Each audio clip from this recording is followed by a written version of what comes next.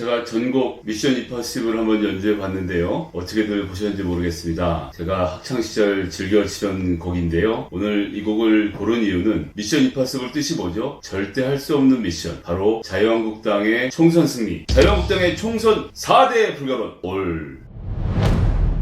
안녕하십니까. 옳은소리 김성입니다. 2편입니다. 사실은 아무한테도 알리지 않고 시작했는데 어젯밤에 또 유튜브에서 여러분들이 또 발견해 주셔서 감사드립니다.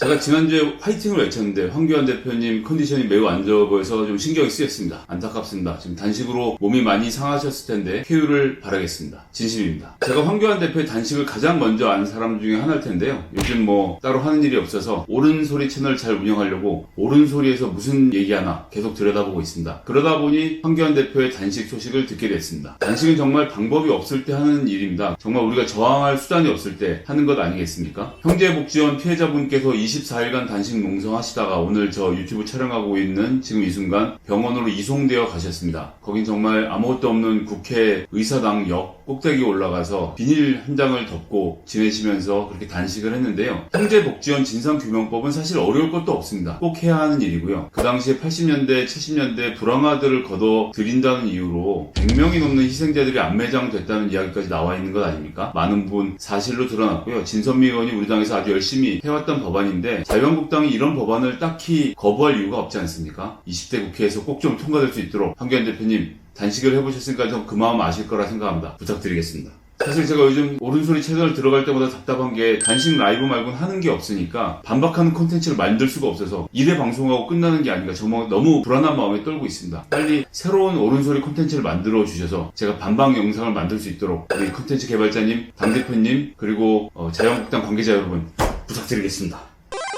그래서 패러디밖에 할 줄 아는 게 없기 때문에요. 지난번에 했던 7대 불가론 좀 흉내내서 자유한국당 4대 불가론 오늘 이야기해볼까 합니다. 사실 공수처는 7대인데 왜 너희는 4대냐 하시는데 제가 앞에 미션 임파서블 원곡 연주한 걸 전곡을 넣으려는 것도 시간이 좀 만만치 않아서 이야기는 좀 짧게 4가지로 추려봤습니다. 자, 자유한국당 4대 불가론. 첫째, 자유한국당은 내립정당입니다. 얼마 전 나경원 원내대표가 미국에 가서 북미 간의 회담을 총선 뒤로 좀 미뤄뒀으면 좋겠다라는 이야기를 꺼냈다고 하죠. 경악을 금치 못할 일입니다. 일단 몇 가지 의미에서 그런데요. 첫 번째로는 북미 정상회담은 한국이 주최하는 게 아닙니다. 미국이 북한과 알아서 하는 자주적 외교의 현장이죠. 그런 이야기를 꺼냈다는 자체가 놀랍고요. 두 번째, 북미 회담을 하는데 한국이 무슨 생각을 하는지를 들어줄 생각이 전혀 없는 사람들입니다. 특히 그 이야기를 정부 관계자도 아닌 자유한국당이 한다면 아마 한 귀로 듣고 한 귀로 흘렸을 겁니다. 확실합니다. 제가 보좌관을 해봤기 때문에 압니다. 북미 회담은 한반도 평화에 있어서 매우 중요한 문제 아니겠습니까? 국익이 왔다 갔다 하는 문제고 7천만 결의에 염원이 담긴 문제이고 또 우리나라의 안보가 직결되어 있는 그런 문제입니다. 그런 회담하는 날짜를 총선에 맞춰서 하지 말라는 것. 그것은 무슨 얘기입니까? 평화 통일의 기운이 오면 올수록 자유한국당의 선거가 불리하다는 것을 나경원 대표가 절감하고 있다는 이야기 아니겠습니까? 자유한국당이 반평화 주장을 자꾸 하기 때문에 이런 문제가 생기는 게 아닙니까? 북한과 미국이 한반도의 평화를 이야기할 때 총선에서 가장 많이 이득을 볼 정당이 자유한국당이 되도록 반평화 노선에서 빨리 벗어나시길 바라겠습니다. 결국 총선 승리를, 근데 승리는 잘 모르겠고 총선에서 버티기라도 하려면 국익을 내버려도 된다는 생각 전 정말 믿을 수 없습니다. 1998년 제가 군대에서 열심히 뺑이치고 있던 시절이었습니다. 그때 보고도 믿기 어려운 뉴스가 신문을 덮었었는데요. 바로 이해창 비선조직이 중국에서 북한 관계자들을 만나서 남쪽을 향해서 총을 쏴달라는 부탁을 했다는 그런 충격적인 뉴스가 지금도 기억이 납니다. 소위 총풍 사건인데요. 당시 군대에 있던 사람으로서 저는 정말 격분했습니다. 이해창의 대선을 위해서라면 저 같은 병사들은 인민군의 총알바지가 돼도 된다는 얘기인지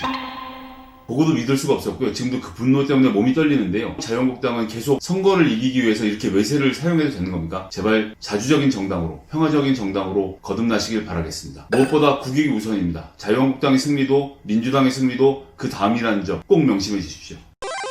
자유한국당 4대 불가론. 두 번째, 자유한국당은 갑질과 불법을 아무렇지도 않게 생각합니다. 패스트트랙도 어떻게 했습니까? 아니 먼저 따져봅시다. 패스트트랙 누가 만들었습니까? 자기들이 만든 법이죠. 자유한국당이 만들었습니다. 국회 선진화법을 만들면서 본인들이 만든 법을 시행했더니 그것을 폭력으로 가로막았습니다. 실정법 위반이죠. 비디오 다 찍혔죠. 게다가 정치인끼리만 싸웠습니까? 거기에 엄한 국회 사무처 공무원. 정치인들과 달리 국회 사무처 공무원은 공무원입니다. 사무실에 난입해서 팩스 찍고 고함 지르고 사람들 공포에 떨게 하지 않았습니까? 이것이 법을 만든다는 정치인 할 일입니까? 이렇게 정치인들이 공무원의 사무실을 난입하고 또 가로막고 팩스를 찍고 공무원들을 협박한 것은 헌정 이래 최초로 벌어진 일입니다. 정치인끼리의 고성, 볼성사납지만 주고받을 수 있다고 생각합니다. UFC도 선수끼리 싸우지 링 밖에 있는 코치 끌어다 패지 않지 않습니까? 지금 자유한국당 행태, 저는 기본 룰도 없는 사람들이라 생각합니다. 자유한국당 4대 불가론 세 번째, 박근혜 대통령은 이미 심판받은 사람입니다. 하지만 자유한국당 지금도 뭐하고 있습니까? 친박이냐 비박이냐 반박이냐 따지고 있죠. 박근혜를 품을 것이냐 아닐 것이냐 싸우고 있죠. 탄핵을 인정할 것이냐 말 것이냐를 놓고 싸우고 있습니다. 헌법재판소까지 통과된 대통령 탄핵을 지금 와서 어쩌자는 겁니까? 옛날처럼 쿠데타라도 다시 하자는 겁니까? 얼마 전에 계획 세웠던 그 쿠데타, 황교안 대표님 잘 알고 계시죠? 그 쿠데타. 박근혜 대통령 때 총리했던 사람 지금 뭐합니까? 당대표 아닙니까? 그리고 그때 친박 인사로 진박 인사로 정말박 인사로 뽑혀 들어온 사람들 전부 다 당에서 요직을 맡고 있습니다. 이것이 바로 박근혜 탄핵과 그 전횡에 대해서 자유한국당이 아무도 사과하지 않고 있다는 그런 좋은 증거가 될 것입니다. 반성 안 합니까? 사과하고 정치적으로 책임져야 될 당신들은 가만히 있고 그냥 민주당 욕하고 북한 욕하고 미국 가서 바지가랑이 잡으면 선거에서 이길 거라는 오만 버리십시오. 우리 유권자들이 그렇게 단순한 사람들이 아닙니다. 전 그렇기 때문에 자유한국당은 지금 안 된다는 말씀 자신 있게 드릴 수 있습니다.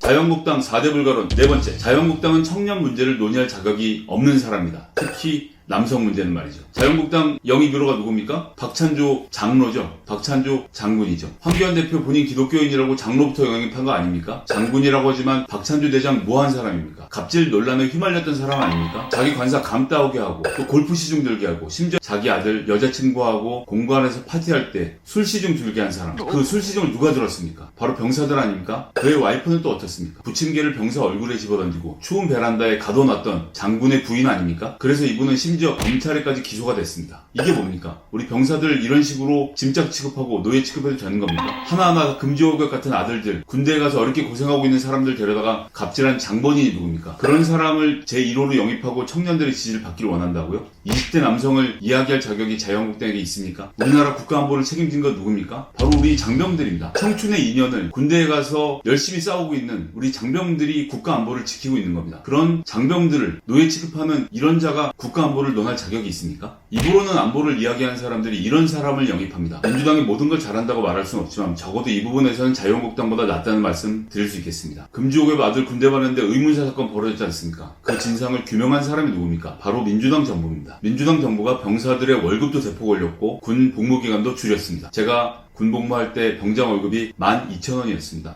지금 얼마 받으십니까? 40만원. 김대중 정부 말기에는 45%, 노무현 정부 말기에도 45%, 또 어떨 땐 60%씩 인상한 것이 바로 민주당 정부입니다. 민주당은 병사들의 눈치를 봅니다. 왜냐? 군대를 갔다 온 사람 많거든요. 저도 군대 갔다 와봐서 압니다. 비 오면 관사 앞에 물고랑 생긴다고 빗자루 들고 비 오는 날 먼지나게 길 쓸어본 경험, 군대 갔다 오신 분이라면 누구나 다 있을 것입니다. 노무현 대통령, 문재인 대통령 전부 다 군필자들이죠. 하지만 어떻습니까? 이명박 대통령, 어떻습니까? 황교안 대표. 황마진이라고 불리는 황교안 대표님, 군대 안 갔다 와보셨죠? 사병들 무슨 고생하는지 모르시죠? 군 생활이 얼마나 고달픈지 알 수 없으니 병사들의 눈치를 안 보는 것은 당연합니다. 그렇기 때문에 자유한국당은 병사인 여러분들이 아니라 이런 병사들에게 갑질하던 장군들이 안보를 책임진다는 그런 것들이 머리에 박혀있기 때문에 여러분들이 아니라 이런 갑질을 하는 사람들을 대접해야 한다는 것이 겉으로 드러난 것이고요. 입으로만 안보 타령하고 실제로는 아무것도 모르는 이런 자들에게 권력을 줄 수 없습니다.